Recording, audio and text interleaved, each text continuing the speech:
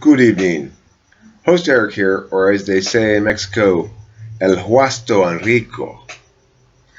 And tonight I'm going to respond to a comment by one Mr. Yeghor, or Miss Yeghor. It appears to be actually, looking at a picture, and it looks like a dude, yeah, Mr. Yeghor.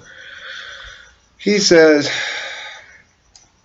I don't have a clear, we're talking about, in particular, a video I made entitled, Is MBTI Compatible with Enneagram?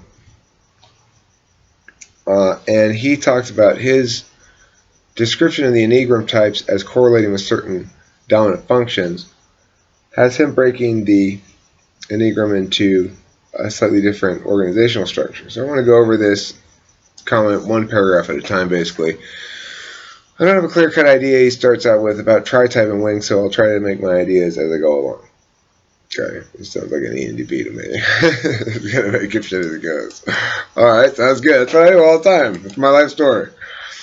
Tri-type follows gut, head, heart groups approach, and Enneagram suggests 3 types for each group. However, the conversion I put forward suggests 4 gut types, 8, 9, 1, and 7, 3 heart types, 2, 3, 4, and 2 head types, 5, 6.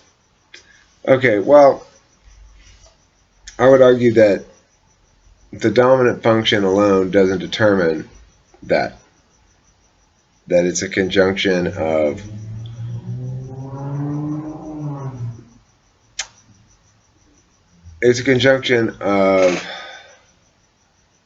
the first 2 functions, probably the determinant.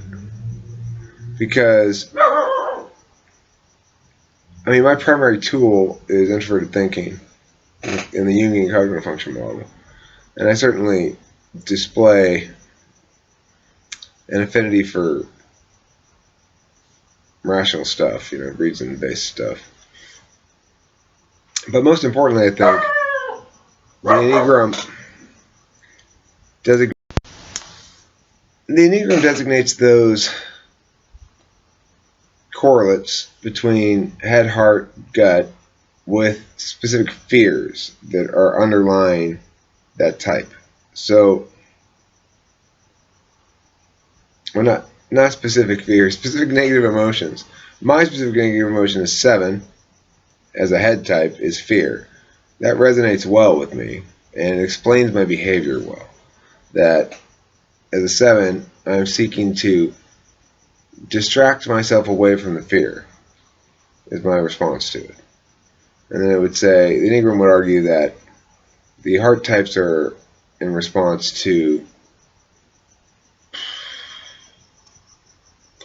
shame, and the other ones are in response to anger. The gut types are anger. So, the problem with this model, for one thing, is it doesn't just ditch the 3 group things. It also ditches the underlying reactive cause. So, in that case, I would say put 7 back with the head types. 8 is gut. I feel I have plenty of 8 in me. 9 is gut, the opposite of 8 almost. I forget what 1 is. But the point is, as a 7, 3, 8, or 7, 8, 3, my response to fear then would go in this order. Distract myself, get angry, and finally, if I were 7, 8, 3, and then lastly, achieve to keep the existential terror at bay. If I'm 7, 3, 8, put achieve second and get angry third. Now that I think about it, it's probably 7, 8, 3. I think I'm 7, 8, 3. I don't think I'm 7, 3, 8. Alright, so let's go on to more of his comment here. It says the conversion would not allow tri-types such as 5, 1, 2, or 5, 2, 1 because they would not fit MBI function stack order. Well, I don't think that the 2 have to correlate like that because, like I said, I think they're combinations. TI and NE combined to make 7. But we're not the only kind of 7 there could be.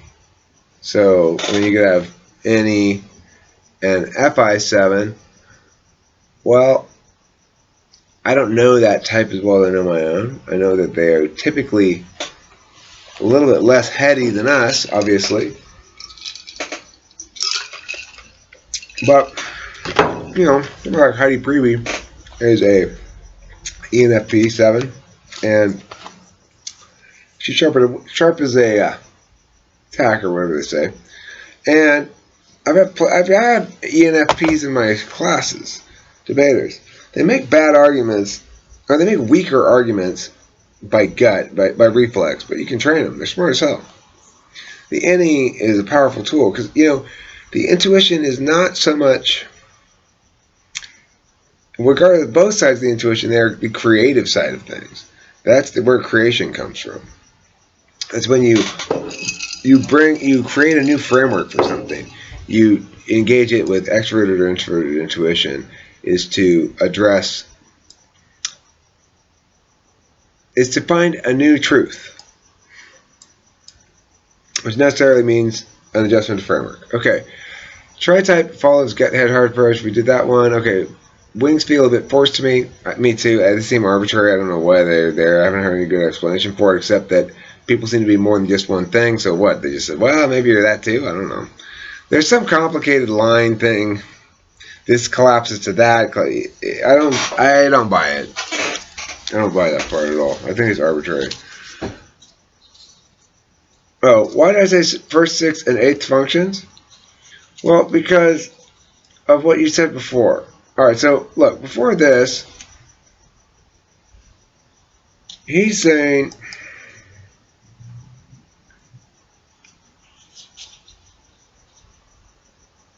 means that if in fact you were to say 7 correlated with NE, then my first part of my tri-type would correlate with my first function, my dominant function. And if in fact whatever it was you said correlated with the sixth function, which is TE, then that would be probably 3. Okay, so you said 3 correlates with the sixth function, TE, and you said that 8 correlates with my eighth function, SE.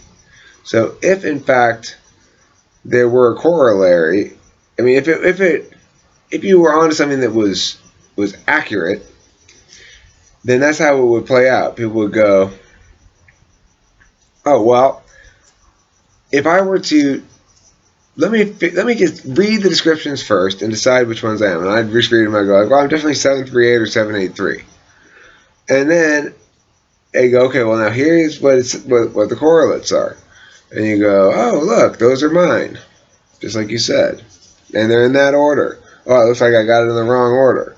So if I were 7, you know, if I am 738, then it would go 168 for me, and you'd hope that would be the same for everybody then. If I am in fact 783, you'd hope it would be 186. Now the 1-8 combo there, in terms of cognitive function, makes a lot of sense because there are a number of people who have argued that the 1 and the 8 are the two that are the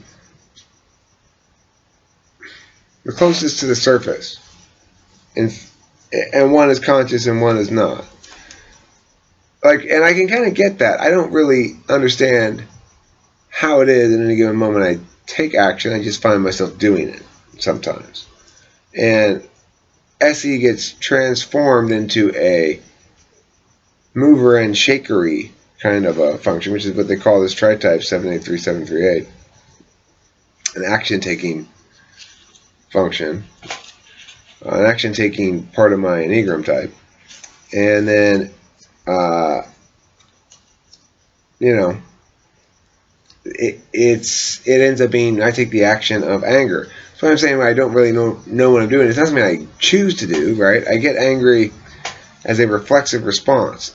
NE, I'm much more conscious and directive about it. Although it by nature, it's like the alcohol of cognitive functions. It makes you have bad judgments. It's the worst drug of all the drugs, and it's like, as far as that goes. In terms of NE.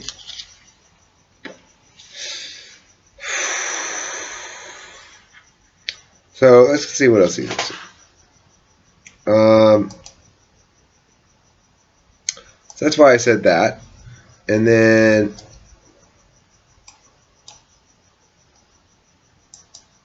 let's see what else he says here. If wings are what supports each primary gut, head, and heart primary type, then ENTP could only have wing 7, wing 8, because ENTP is an extroverted intuitive, and his or her extroverted gut intuition would be a mixture of that. See, that's wrong though. You're misunderstanding what intuition is. I think that's the problem. Intuition is not your gut sense of how things are exactly. Although it might feel like that, it is instead the ability to create. It's creativity, and and that requires a lot of different things. Remember, intuition always works in conjunction with something else. It doesn't operate all by itself. You can't. That's why it's hard to describe either intuition, extroverted or introverted intuition. It tends to be difficult to describe them because they work in conjunction with something. If they're creating in the area of rational models and such, then it's going to be in the medium of thinking, so to speak. It's going to be done in text probably, and it's going to involve a lot of conditionals and the parsing of things and linking of things. I mean, less linking, more parsing. But in parsing, you necessarily have to do a lot of linkage. So the analogy parts and stuff, what I mean by linkage is holistic linkage. Like, this will link to everybody universe. This is universal versus something that's more specific to the framing that it's dealing with, which is what extroverted intuition is. Anyway,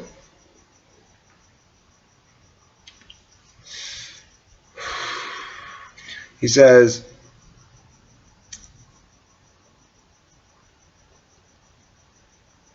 an extroverted gut would be a mixture of NE and SE because they are the only extroverted gut functions in MBTI. However, this system makes sense in that an ENXP would not resort to SE when NE fails. Am I right?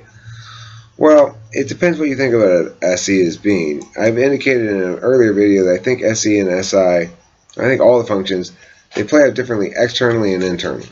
So, SE internally is about your body doing stuff, right? SE externally is about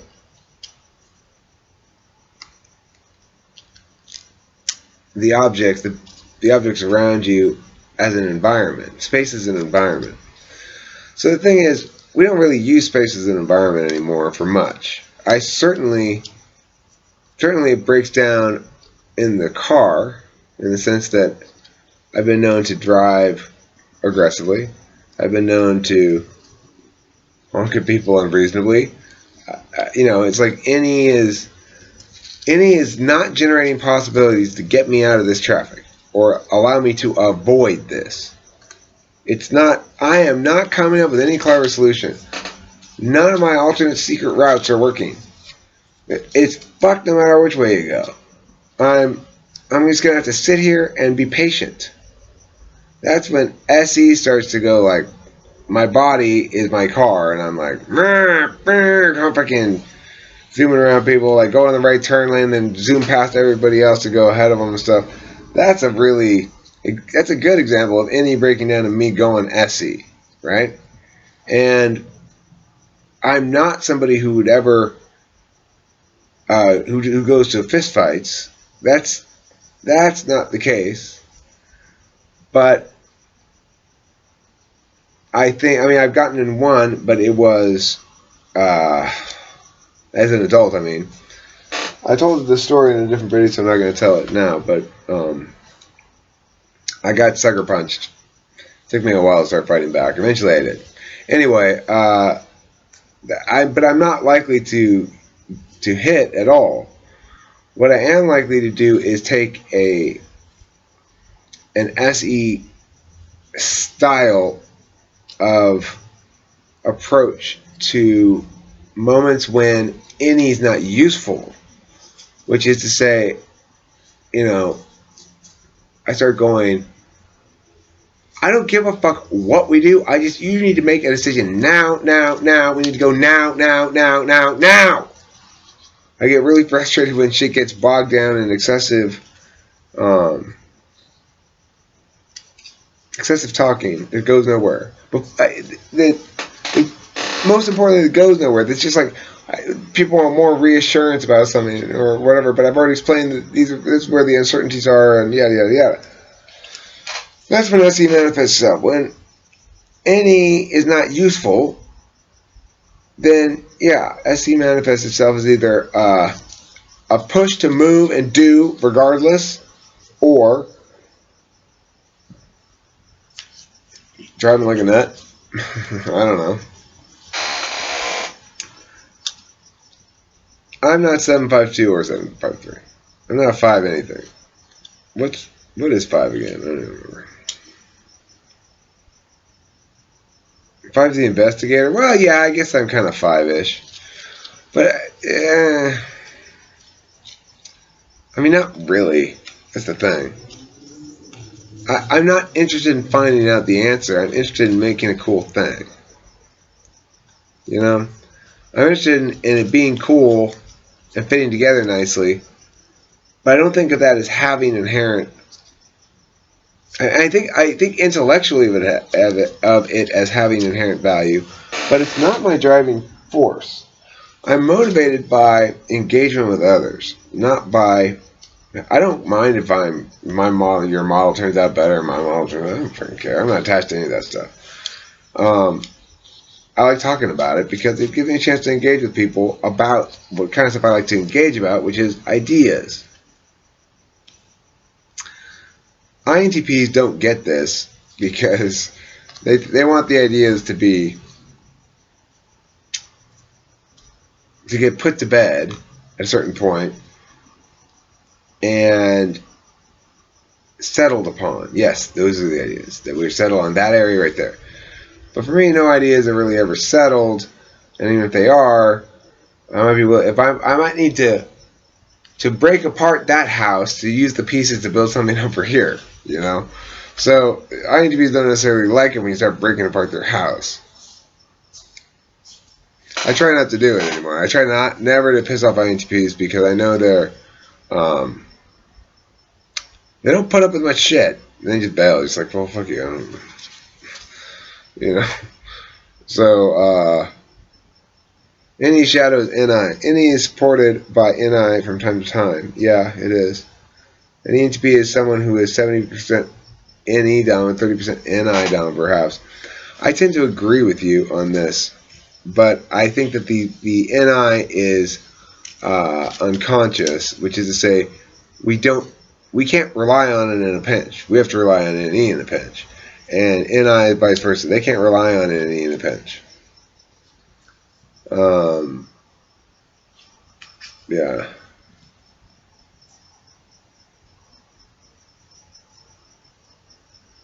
INTJ, huh? I don't think anybody's ever said I act like an INTJ 30% of the time. The other thing I think it's important to remember is I agree with you about somebody who uses them, okay? But I agree with you in the following sense, that I use NI. I rely on 30% NI for any creative endeavor, or maybe even more. I'm very heavily trained in creative endeavors, and one of the most important lessons I learned was to stop relying on NE so much. When I was younger, I tried to make songs, build songs, write them and I could never figure out what was better than anything else because I wanted to always make it more complicated, more different, and I'd get frustrated. I remember being a little kid doing this. I don't know, 7, 8, 9 years old on the piano. We had a piano in my house. I was trying to make little songs. Just piano songs, no singing either, which was dumb, but nobody was there to teach me anything. So, since I've come to incorporate a lot of NI in my stuff, but it's still not the way ideas come to me. And it never will be. Which is to say, if I have a song, I've made its pieces. The pieces I've used NE to start generating stuff, and NI to sit over it and pick out the good pieces, and then I go back and I put the good pieces together, and it's just sort of like a non-intuition work entirely. At that point, it's just, okay, well, I listen to this. This is how you play it. I got to figure out how to play it, because when I'm freestyling stuff, I can't have to go back and figure out what the chords were and stuff like that, because I don't remember it, obviously. And then I do the very simple, execution work of stringing those two things together, practicing it out. And then when I'm practicing it out, I probably realize I make some changes, and that involves usually introverted intuition telling me, or extroverted intuition saying, it's just too common. But they combine to shake hands on that. Introverted intuition goes, extroverted intuition goes, boring. And then we get rid of that part, or we change it a little bit, And so I agree with you, but I don't think I ever really act like an INTJ, because I don't think that it works in chunks of time in that fashion. What I do think works in chunks of time in that fashion is the relationship between the four conscious functions, that which one you are consciously using is going to go in an 8-4-2-1 ratio, which means for me I'll use extroverted intuition 8 times as frequently as I'll use introverted sensing, and I will use it 4 times as often as I'll use extroverted feeling, and 2 times as often as I'll use introverted thinking. What do I mean by use them? Well, what I mean is, in some sense, I'm driven by this extroverted intuition that compels me to come up with new ideas about stuff all the time. And obviously those new ideas are going to be expressed in TI or FE or whatever. Those things are going to color the frame of the thing.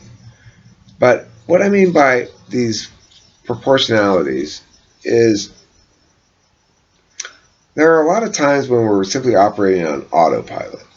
But then there are other times when we're facing what one might call different than that to which we are habituated experiences. Be they shopping in a store we've never shopped at before, or whatever. The approach which we take to addressing these new environments is going to be a lot more revelatory. And what we'll find is that the approach or cognitive function style that we take into a new environment is going to depend somewhat on the environment.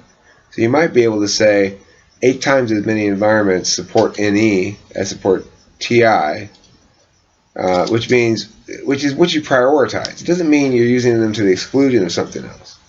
So I'm going to prioritize NE 8 times. That means I'm going to prioritize disruption as an approach. I'm going to look for something to disrupt as an approach to circumstances 8 times as often as I'm going to look for tidiness and orderliness and keeping track of shit as a solution. And I'm going to look at it 4 times as much as I'm going to look at extroverted feeling stuff, managing other people's emotions, as the thing I need to do. And I'm going to look at it twice as much as I'm going to look at test for accuracy and use your thinking to analyze. My first thought's going to be find the vulnerability to disrupt. Not all the time, that's going to be my priority 8 times in these new environments. I'm going to say, okay, new group of people, I'm going to go in there and make jokes. I'm going to surprise them. I'm going to do something crazy.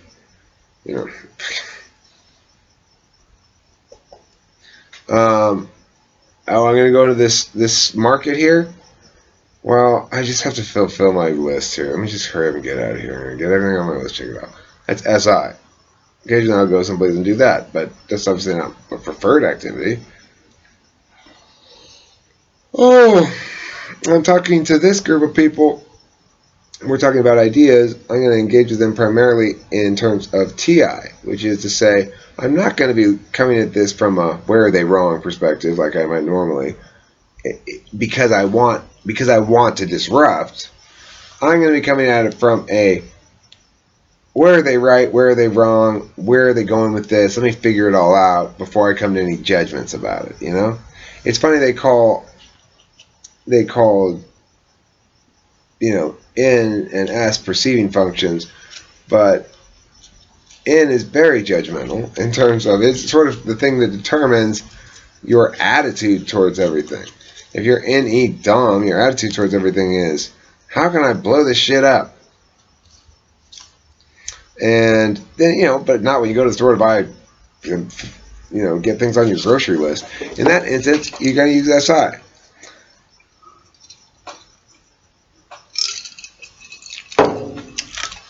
When I'm trying to go into someplace and say, hey, can I host a tournament here or something like that?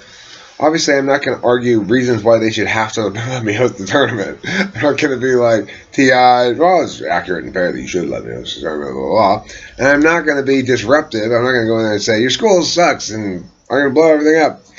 Because that's not going to get me my outcome. So I think what the cognitive stack function does is it tells us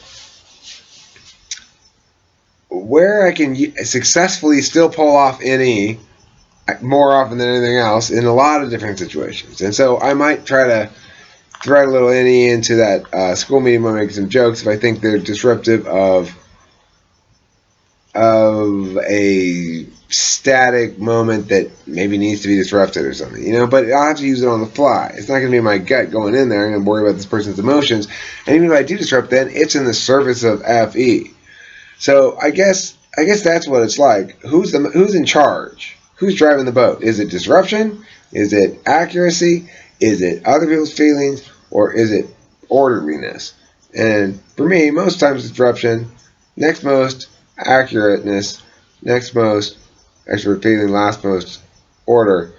And so that's why I've been cleaning up and getting better, still kind of messy around here. Thanks for watching Talking to Fitness People. Oh wait, let me just see if there's one other thing. I'll just stop right there. Thank you for the comments. I very much enjoyed reading it and responding to it. I appreciate it. Your name is Yeghor. You also have a great name, Yeghor. I hope that you're somebody who eats yogurt. Because then your friends can go up and say, look, Yeghor's eating yogurt.